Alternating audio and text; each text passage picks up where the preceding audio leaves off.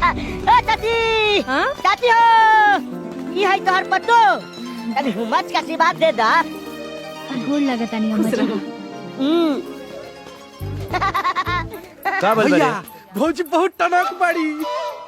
भाऊजी अरे होते बाड़ी देखो। चुप मदारी के खेलाइल बा लखन देखो लिया यहाँ फिल्म उलिम का शूटिंग चलता का रे। शूटिंग ना पंडित जी शादी का सेटिंग चलता है। बहुत बढ़िया बहुत बढ़िया। अरे गोपी तू यहाँ हाँ लखन जब से कॉलेज बंद मिल तू एको बेर हमसे ना मिलला। हालात के चक्रव्यूह में फंस के हम पढ़ाई छोड़ के नौकरी करे लगनी गोपी, लेकिन तोहरा यहाँ ना आवे के चाहिए। अगर ना आई थी तब पापा जबरदस्ती हमारी शादी लखिया से करा देतन। लखन हम तोहरा बिना ना जी पाए। मारा आदमी से जिंदगी मत मांगा गोपी, तू लौट जा यहाँ से।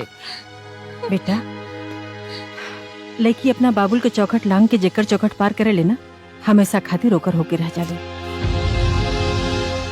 माई इलाज घराने में रहे वाला राजकुमारी है, हमनी के गरीब खाना में कर दम घुटे लगी।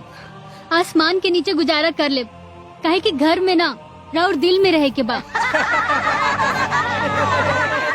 लखन जौन लेके अपन ऐसो आराम छोड़ के ए गरीबी के अपन जीवन बनावा के तैयार बा, इससे ज्यादा प्यार करे वाली लेकी तोरा के और कहीं ना मिले। तोहर ब्याह यही लेकी से हुई और ये हमार फैसला बा। अरे तो पंडित जी जने बड़े चाट पानी पात पिया। हमरा के लागता जीजा जी वो जरूर अपन आशिक के पास गई होई।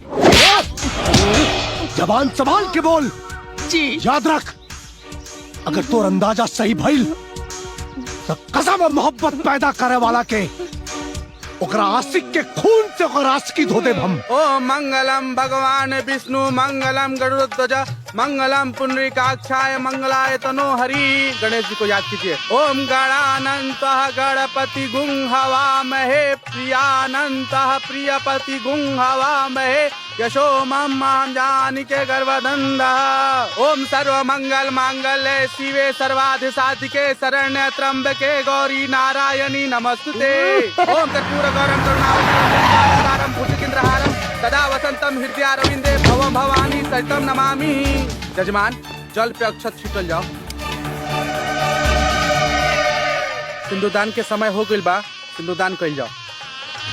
ओम प्रणम शीर्षाम देवम गौरी पुत्रम विनायकम भक्तावासम स्मे मायु कमार्थ सिद्धे प्रथमम वक्रतुंडम च एकदंत द्वित।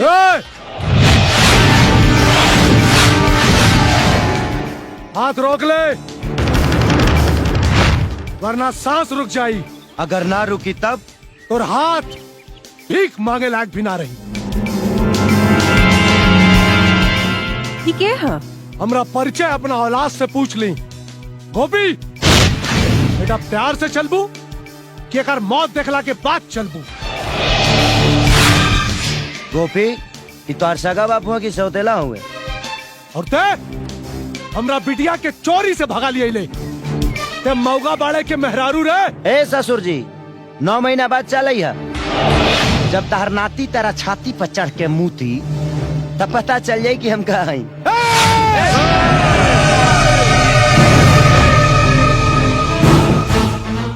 शांत ससुर जी शांत। बेटी के डोली उठावेल बनी। डोली ना साले तो अर्थी उठावे आइल बानी।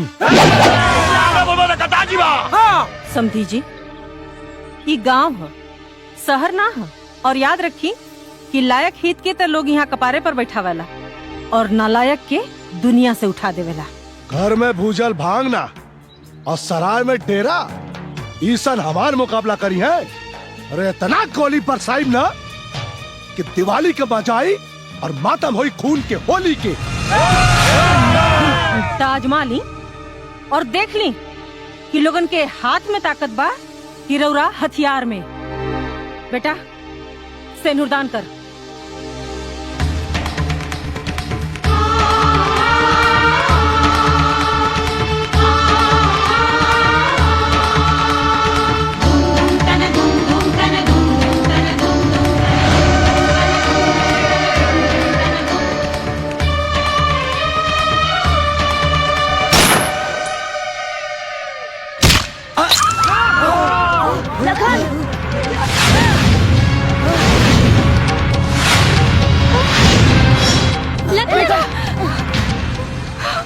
माई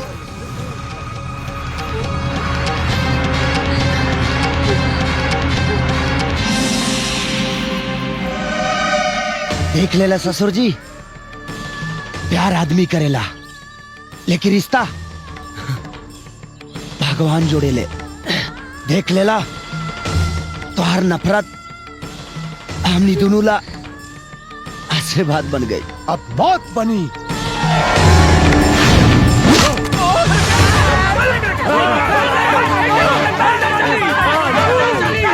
पापा प्लीज चल जाए यहाँ से। हम नहीं की चाहत कि हमरा पे कोनो कलंक लागे कि पति ला पिता के बलि चढ़ा देलस। जीजा जी, कभी मारे मरद कभी भागे मरद, भाग चली यही में भलाई बा जीजा जी। गोपी my sweetheart। बस बुआ का बुआ पकाई। पटला, मैं तुमको बाद में देख लूंगा। बंगलत मत करो। एक मिनट जीजा जी, पहले हमरा के पैसे दी। चलो स्टार्ट करो। भाग भाग आइला ना काट के रख दे।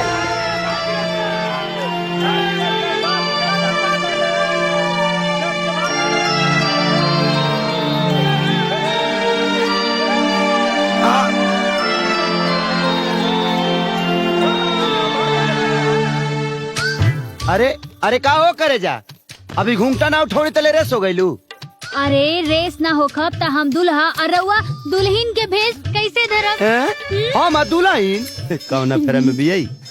अरे सुनी ना, जब हमार शादी नए स्टाइल में भइल बा त सुहाग रात भी नए स्टाइल में होके के चाहिए नु। नया स्टाइल सुना, पुरानका स्टाइल में मार लिया, नया स्टाइल छोड़ा, ई ना चलबे। प्लीज हमरा खातिर। का हो भाई, बन जाई का?